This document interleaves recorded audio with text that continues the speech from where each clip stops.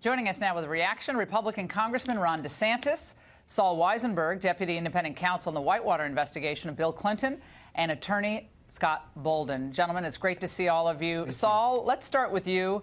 You're an expert in indictments. You've unpacked a lot of them in your career. Tell us about this one and your reaction to the 13 Russians named. Well, it's a very narrow indictment. It's what the main count is what we call a Klein conspiracy under the general conspiracy statute. And it basically says that the Russians involved here conspired to defraud federal governmental functions. There are three chief examples. One, they lied on their visa applications. Two, they lied to the Federal Election Commission by withholding the fact that they were getting foreign money. And third has to do with the Foreign Agent Registration Act. They should have registered as foreign agents, and they didn't. And one thing that I don't think anybody has picked up on, I don't know how significant it is, legally it's not that significant. The indictment doesn't even allege that these Russians were part of the Russian government. It just says that they were Russian organizations. But Laura, it's very narrow. It's a very narrow charge. And this is what Congressman Heck, Danny Heck, said earlier today about whether Donald Trump is truly vindicated by this narrow indictment. Let's watch. Defendants knowingly and intentionally conspired with each other, and here's the relevant language, and with persons known and unknown to the grand jury to defraud the United States, et cetera, et cetera. This indictment of these 13 individuals is not the end of it, just like the indictments of Mr. Manafort, Mr. Gates, Mr. Flynn, and Mr. Papadopoulos weren't the end of it at all. To be continued. Congressman DeSantis, the president, seemed to feel like he was vindicated in his tweet today, but is that a little premature? Well, Laura, I mean, remember, this whole thing started with allegations played up by the media and my Democratic colleagues that there was a criminal conspiracy between Trump's campaign and the Russian government to subvert the election. This indictment doesn't even come close to doing that. And in fact, for Rod Rosenstein to say no Americans were involved and it had no effect on the election, it just shows you that they have been promising and promoting this narrative for over a year now, really a year and a half. And at this stage, I don't see why you need a special counsel for any of these indictments. They are all run-of-the-mill cases that could be handled by the Justice Department. But they also said known and unknown. They also said people known and unknown did conspire with the Russians. Couldn't that then? And I haven't been a lawyer for a while, so Saul, Saul and Scott can contradict me. But doesn't that leave the door open for future? Naming of future individuals. But you'd have to ask yourself, Laura, on this, Laura, like virtually all indictments, conspiracy indictments, have that language. But Rod Rosenstein did not say that there was no collusion with the Trump campaign. He says this indictment doesn't allege that there was collusion. Exactly. And this indictment doesn't allege that the election was affected. So yeah, you can't say anything broader than that. Yeah. I certainly have to agree with my colleague.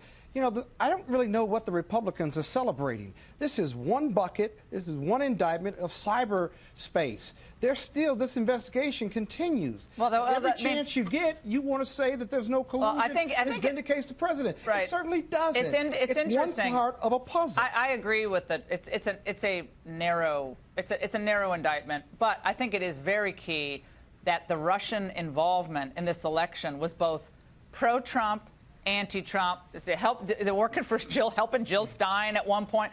I mean, they seem to have their hands all over everything.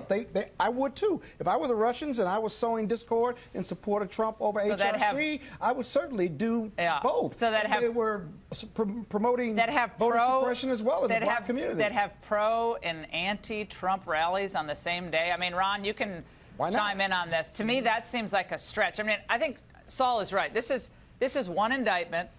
The idea that Mueller's going to kind of close up shop tomorrow, we just got $10 million in that ridiculous Republican budget that was just signed. Another $10 million into the special counsel's office. I don't know why he needs $10 million if he's going to wrap it up. But Ron, Congressman DeSantis, Laura, go ahead. So we have all this time that's happened. It's elapsed. Congressional committees special counsel. And what evidence is there of collusion other than the Steele dossier, which has been discredited? And so I think it's one thing to say that there were Russian nationals or even Russian government involved, although I would note none of the hacking, which I thought was the most serious, none of that was alleged in the indictment, and that was not something that's dealt with. So that's what you have, and I just think that so much of this has been based off wishful thinking by the press and the Democrats and the Steele dossier rather than hard facts. But what about the Republicans who are leading all of these investigations and certainly believe that there was Russian meddling? Let me tell you something. I'm a former prosecutor, right? Prosecutions don't start at the top and go down. They start at the bottom. It's called a pyramid prosecution. And you start at the bottom until you get to the top and you cut the top off. You cut the head of the pyramid prosecution off. There's a difference between... One bucket, hold on. There's just one bucket of cyberbullying. Right. There was other collusion and other facts that are still being investigated. So Russian meddling is different than a criminal conspiracy between Trump and the Russian government. That's a huge leap, and there's not been evidence to make that leap. No, they haven't. Not right now, but it may. But they haven't offered, I think, anything on that front. And Rosenstein essentially said that today. I mean, that's not what they're talking about in this indictment. Exactly. But Saul, I want to go into this more with you. Because when you see the amount of time they have had, they've interviewed a lot of people, they've reviewed a lot of documents. It is quite something, I think, at this juncture in the investigation to come up with, okay, they were trying to manipulate the election. Like, who didn't think that the Russians were trying to manipulate and get involved in the election? But before Trump was even announced as a candidate, they were meddling. And what did the Obama administration do exactly to stop it? They were helping, last time I checked, they were approving sales of to almost 20% of our uranium supply to a Russian company bought through a Canadian company. I mean, you start talking about the ways we helped Russia. We helped Russia a lot during the Obama administration. Well, that's true. That's true. It's more of a political and historical point. And as you point out, the indictment says it started in 2014, well before Trump announced. But listen, there's no question. What Scott says is right. It's a piece of the puzzle. But what the congressman said is correct too. I mean, it is a good day for President Trump. It is significant that the investigation has gone on this long, and you don't have the collusion case. And keep in mind, as Andrew McCarthy has pointed out, if you look at the Flynn plea papers and you look at the Papadopoulos plea papers, but particularly Flynn's, it looks like there is going to be no collusion case, certainly no collusion that Flynn would have known about. So all signs do point to the fact that there will not be a major, and when I say collusion, I mean, there's no collusion. There's no collusion. But there's going to be what? But what? But what are they looking for? They're looking for obstruction of justice, interfering with the investigation. Absolutely. You wouldn't have Trump. But where's the evidence of that? But look, you wouldn't have Trump. There's no obstruction. There's no obstruction. You don't know that. The investigation's not over yet. Based on the hold on one second. You're right about that. Go ahead. All right. So it's pure conjecture what you're saying. In the public record, there is no obstruction case. Period. Well, we got the president's own words. I'm not going to go down that rabbit hole with you. Ron, I think there's a lot of evidence there. But you wouldn't have Donald Trump. It's not a rabbit hole. It's the law.